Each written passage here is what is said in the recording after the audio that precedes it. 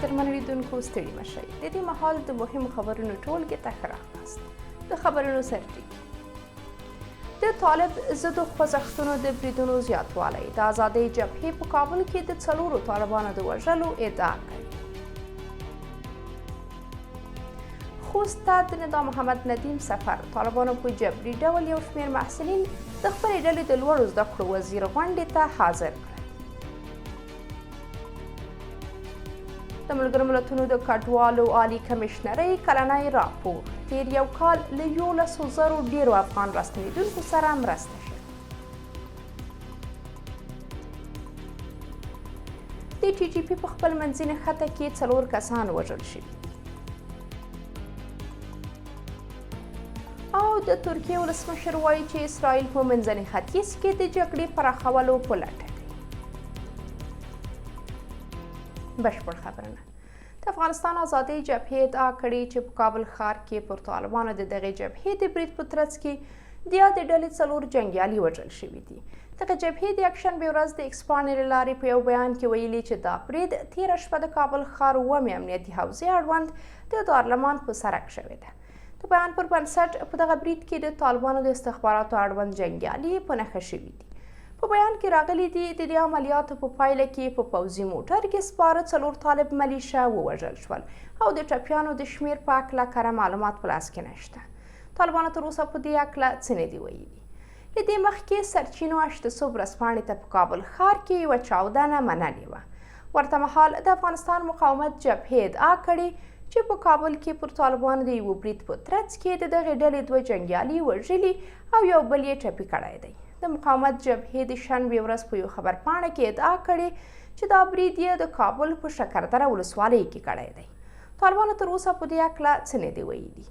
3 ورځې مخکې هم د آزادۍ جبهې د طالبانو د کورنیو چارو پر وزارت د برید او د دغې ډلې د 4 جنګیالیو د وژلو ادعا کړې.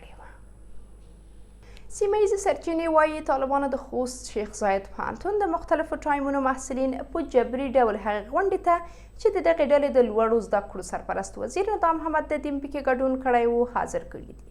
سرچینو د یکشنبې ورځ 8 ورځپاڼې ته ویلي چې 2 ورځې مخکې د شیخ زاید پوهنتون طالب مسؤلانو محصلینو ته د دغې ډلې د یوه پلاوي د سفر په هکله خبرتیا ورکړې وه.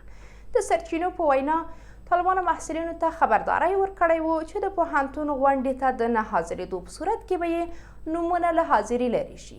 د سرچینو د معلوماتو پر بنسټ طالبانو شیخ زاید پوهنتون ته د خپلې ډلې د پلاوي سفر موخه د محصلینو د حاضري ارزونه بللې وه. د معلوماتو له مخې طالبانو له زورونې او جبر وروسته محصلین مجبور کړل چې د ندیم وینا ته کښیني. د یادونه ده چې تېره ورځ د خوست سیمه ییزو سرچینو دغه ولایت ته د طالبانو د لوړو زده کړو سرپرست وزیر ندا محمد ندیم د سفر خبر ورکړی و. سرچینو همداراز ویلي وو چې طالبانو د دې غونډې د پوښښ لپاره تصویري رسنیو ته اجازه نه وه ورکړې. د کډوالو په چارو کې د ملګرو ملتونو عالي کمیشنرۍ یا یونیسیار وایي چې د تیر کال له سپټمبر راهیسې تر اوسه پورې له 11,900 افغان راستنېدونکو سره مرسته کړې ده. دغه بنسټ د یکشنبې ورځ خپل کلنی راپور خپور کړی او لیکلي دي چې د مرستو 48 سلنه ترلاسه کوونکي یې ښځې او 2.5 سلنه معلولان دي. د بیان پر بنسټ له پاکستانه 71,000 راستنېدونکو افغانو د موقتې استوګنې یا POR کارتونه لرل. په بیان کې راغلي چې د 2023 کال د سپټمبر له 15 څخه د 2024 کال د سپټمبر تر 13 پورې 133,300 ډیر کډوال هیواد ته راستنې شوي دي. د کډوالو په چارو کې د ملګرو ملتونو عالي کمیشنرۍ د معلوماتو پر بنسټ له هرو 4 کورنیو څخه یې چې مرسته ورسره شوې لږ تر لږه د یوې کورنۍ سرپرستي ښځې کوي.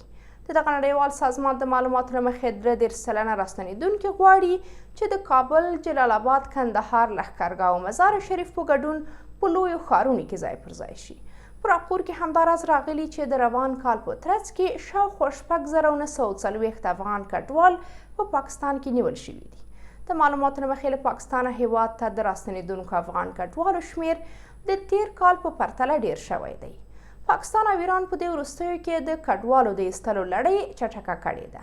تېره اونۍ د ملګرو ملتونو د کډوالو عالي کمیشنرۍ اعلان کړی و چې د روان کال په لومړۍ نیمایي کې له ایران او پاکستانه څه باندې 540,000 افغان کډوال هیواد ته راستانه شوي دي.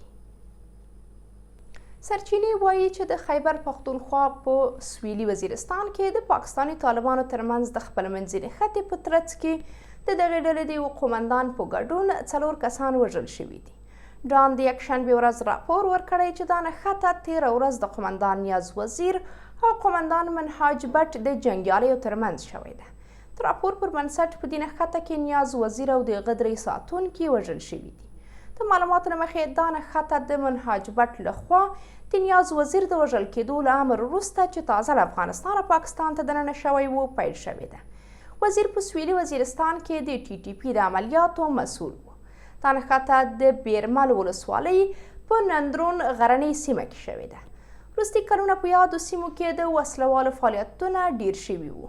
همداراز تېره ورځ په یوه بلې پیښه کې د لکي مروت ولسوالۍ په تختي خیلو سیمه کې د پاکستان ترهګرۍ ضد پولیسو سره د نښتې پر مهال یو وسلوال وژل شوی دی.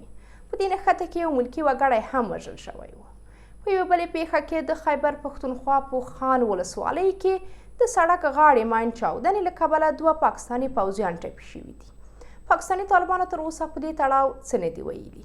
له دې مخکې هم د TTP وسلوالو ترمنځ د خپل منځي نښتو راپورونه ورکړل شوي وو. د ترکیې ولسمشر رجب طیب اردوغان وایي چې د اسرایلو لومړی وزیر بنیامین نتنیاهو په غزه او لبنان کې د جګړې پراخولو په لټه دی. اردوغان دا څرګندونې د شنبې ورځ په استانبول کې د جرمني له لومړي وزیر اولاف شولتز سره په ګډه خبرې غونډه کې کړې دي. د هغه په وینا اسرایل د منځني ختیځ نورو هیوادونو ته د جګړې پراخولو هڅه کوي. د انتولي خبري اژانس د راپور پر بنسټ پر غزه او لبنان د اسرایلو بریدونه د اردوغان او شولتز ترمنځ د بحث اصلي ټکی و. د لوړپوړي ترکي چارواکي همداراز د انقرې او برلین ترمنځ د 2 اړخیزو همکاریو د پراختیا غوښتنه کړې ده. د راپور له مخې د ترکیې ولسمشر په جرمني کې د اسلام پالو ډلو د زیاتوالي په هکله اندېښنه ښودلې او ویلي دي چې د PKK او FETÖ ډلې یې په سر کې دي. ترکیه PKK یوه ترهګره ډله ګڼي. دا په داسې حال کې ده چې انقرې له دې مخکې پر غزه او لبنان د اسرایلو له روانو بریدونو سره کلک مخالفت کړی و.